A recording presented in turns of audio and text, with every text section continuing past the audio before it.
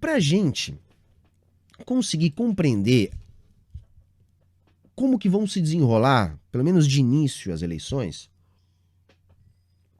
a gente tem que pensar assim: que palanques terão os candidatos, os eventuais candidatos? Que palanques eles terão? E por isso que eu quero mostrar que nós não temos espaço para a terceira via, que ainda está sendo tentada. Foi tentada ao longo dos 4 anos. Tá? Se tentou vários nomes. E nenhum deu certo, porque o que temos hoje é isso.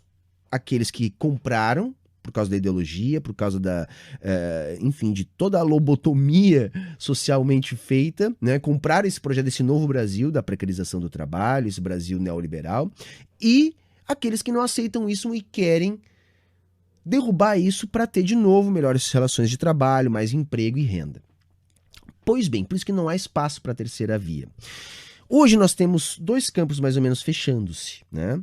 Lula e Bolsonaro, e ainda uma articulação que tenta construir uma terceira via. Com Lula, então, nós temos hoje PT, PSB, Solidariedade, mais ou menos, já vou falar sobre isso, PSOL, Rede, PV e PCdoB, tá? Deve ser alguma coisa nesse sentido. Com Bolsonaro, PL, PP, Republicanos, PSC, Podemos, PTB e Patriotas, vai.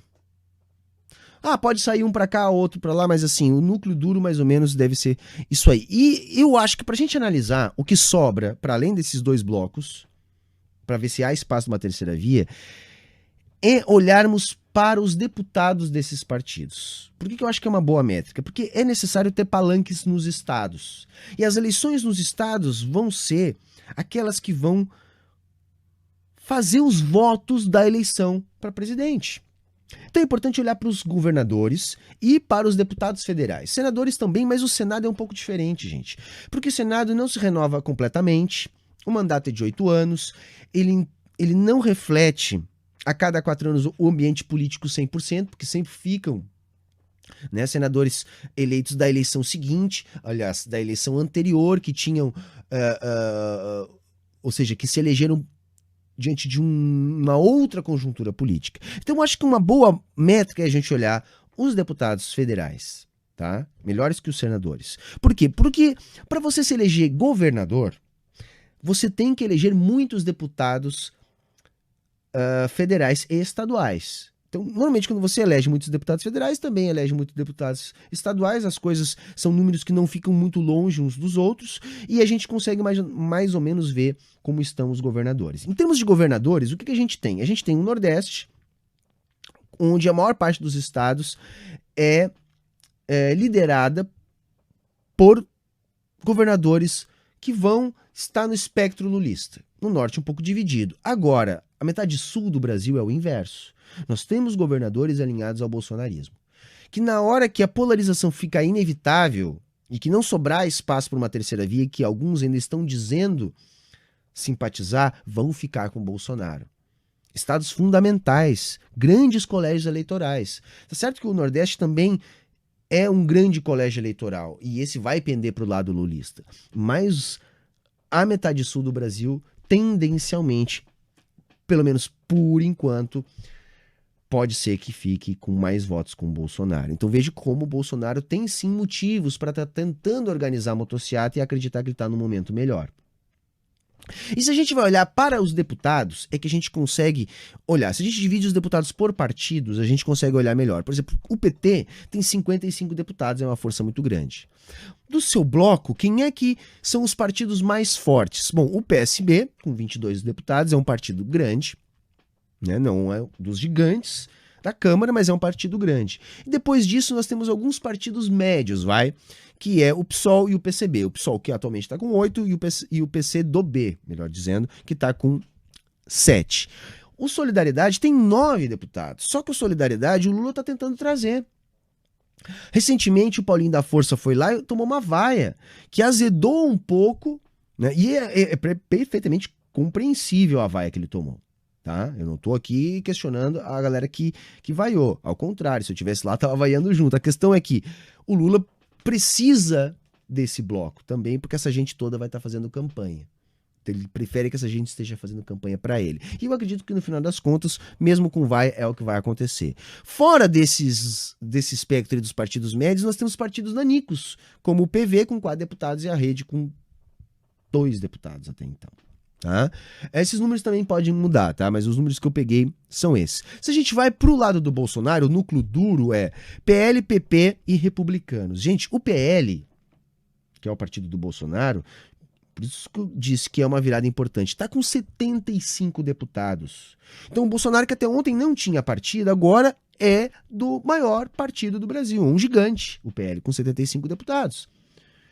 Né? Recebeu grande parte dessa nova leva de deputados do União Brasil, né? Que é a fusão lá do PSL com o DEM, que surgiu para ser o grande partido, é sim um dos gigantes, mas ficou aquém dos 75 deputados que juntou o PL. O PP, que é um outro partido muito conservador, né? A antiga Arena, está com 59 deputados, é outro gigante e é do núcleo duro, e os republicanos, também do núcleo duro do bolsonarismo, 40 deputados. Embora esse não se diga tão assumido, é também 40 deputados. Para além disso, tá? Para além disso, eles ainda têm outros 2 partidos médios, o PSC e o Podemos, PSC com 12 e Podemos com 10 deputados, e outros 2 partidos pequenos, PTB com 3 deputados e Patriota com 4 deputados. Se a gente somar só esses deputados aí do Bolsonaro, são 203 deputados. Aqueles partidos que estão no bloco central do Lula, somados, dão 107 deputados. É praticamente o dobro que o Bolsonaro tem, de gente a fazer campanha a princípio para ele. E vejam, aí nós já temos 2 blocos gigantes. E o que sobra para fazer campanha eventualmente para uma terceira via? Quem são os nomes dessas terceiras vias, tá? As tais terceiras vias, porque são mais de uma candidatura. Vamos falar do Ciro. O Ciro do PDT com 18 deputados. É um partido médio, o PDT hoje. E o Ciro é o que melhor vem pontuando nas pesquisas. Tem uma base já consolidada no Nordeste, lá no Ceará, e tem uma turma boa na internet fazendo um barulho de maneira muito coesa. É um cara muito conhecido, porque vem da eleição passada já, né? Depois daquele interregno que ele ficou fora, ele volta para a cena, com essa presença marcante nas redes. Tem também se mantido resiliente. E eu digo o seguinte, o Ciro pode surpreender, porque vejam, as outras terceiras vias estão muito longe do que o Ciro vem conseguindo. Tendencialmente, o que eu creio que pode acontecer? Vai se esvaziar a terceira via, né, ou as terceiras vias, e nós vamos ter a migração desses votos para o Lula ou para o Bolsonaro. Tá?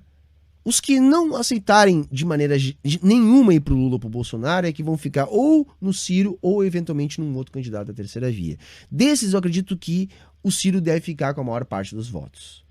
Tá? Mas o Ciro não emplaca. Por quê?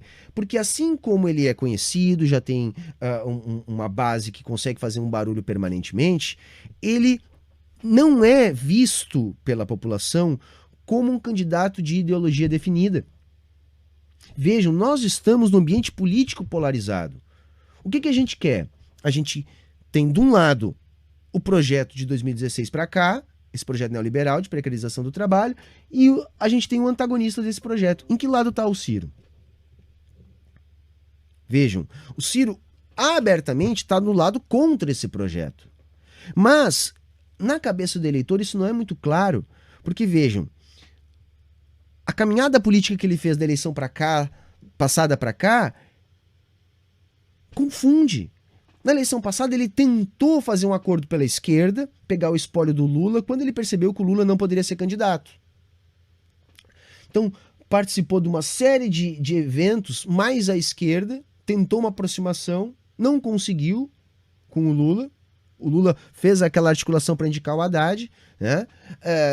Enfim, eles acabaram rompendo em definitivo, e de lá para cá o Ciro aumentou o discurso anti-Lula. Então, por mais que ele se coloque como anti-projeto neoliberal, ele também está se colocando como anti-Lula. No eleitor médio, que não está dentro das bolhas das redes sociais, isso também turva a percepção. Porque veja, ele é anti-neoliberalismo, mas ele é anti-Lula. Mas peraí, o Lula não é o que representa o anti-neoliberalismo, porque o neoliberalismo não é o do Bolsonaro? Tá entendendo o que eu tô querendo dizer? Então, ele acaba não emplacando, no meu entendimento, por causa disso.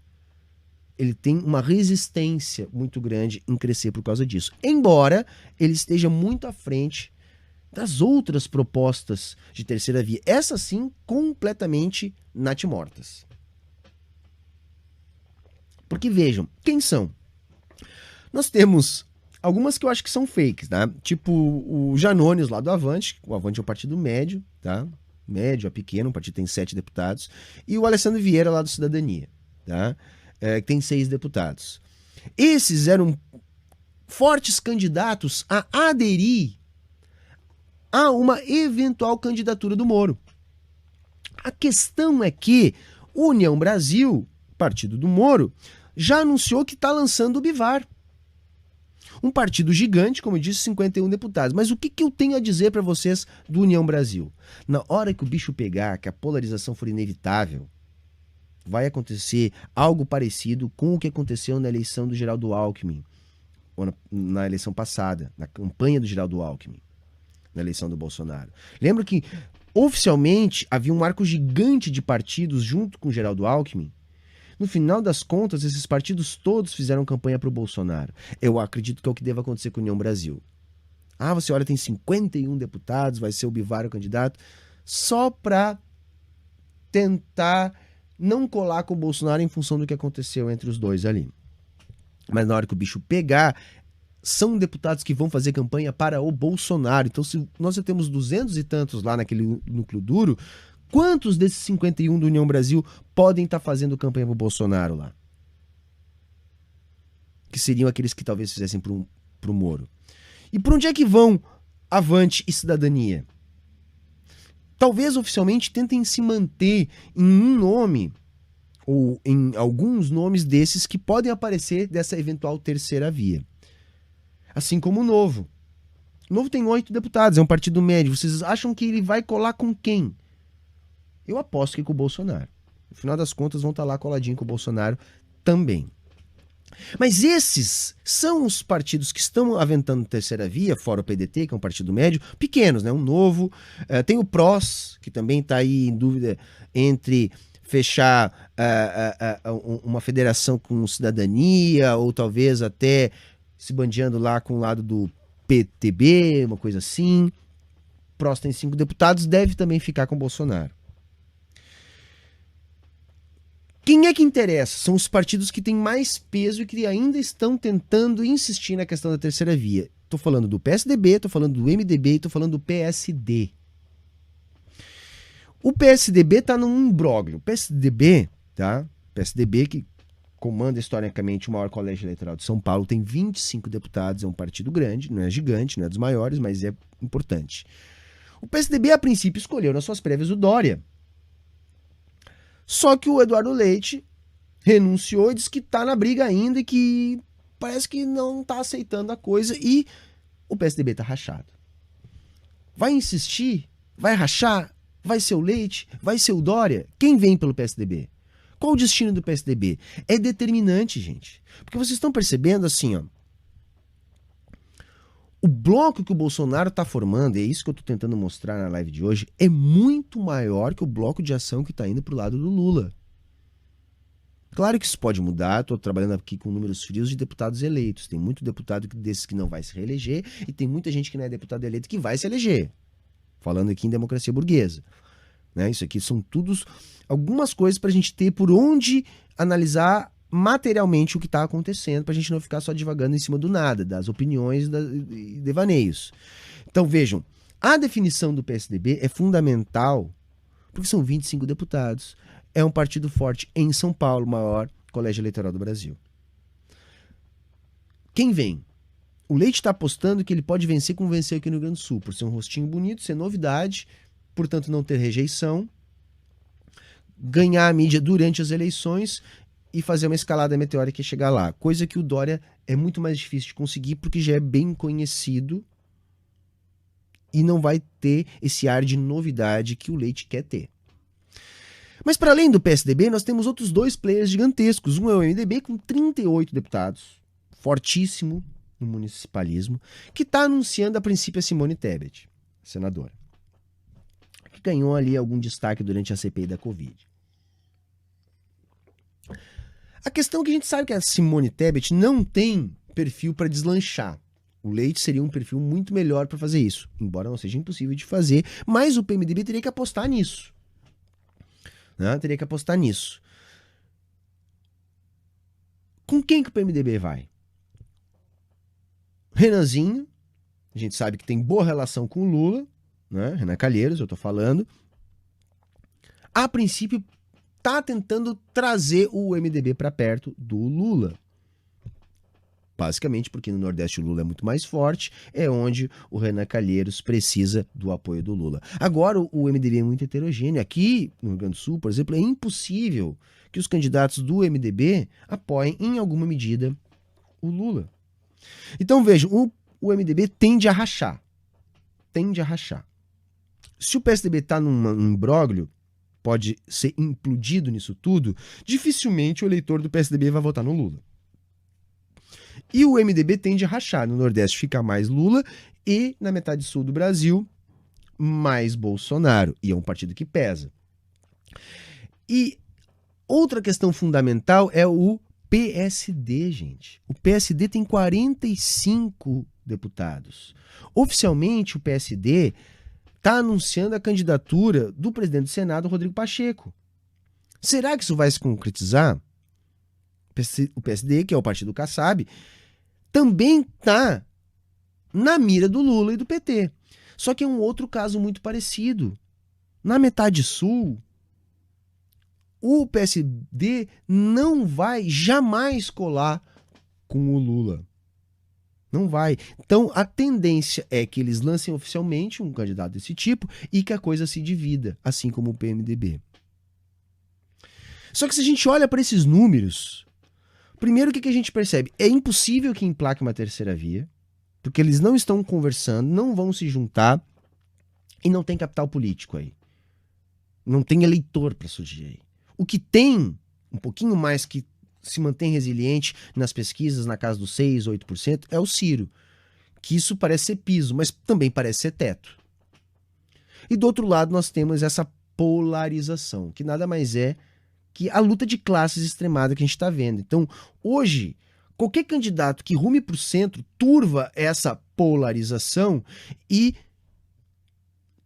despolitiza, confunde e não faz aquilo que está atraindo mais votos, que é se mostrar com clareza para o eleitor que ponto que se está dessa polarização, desse Brasil neoliberal construído de 2015 para cá, mas mais intensamente de 2016 para cá, contra esse outro Brasil do imaginário, em parte, porque nem tudo é igual a esse imaginário, não era mil maravilhas, mas aquele outro Brasil de emprego, de ganho real do salário mínimo frente à inflação que se tem como memória dos governos do PT.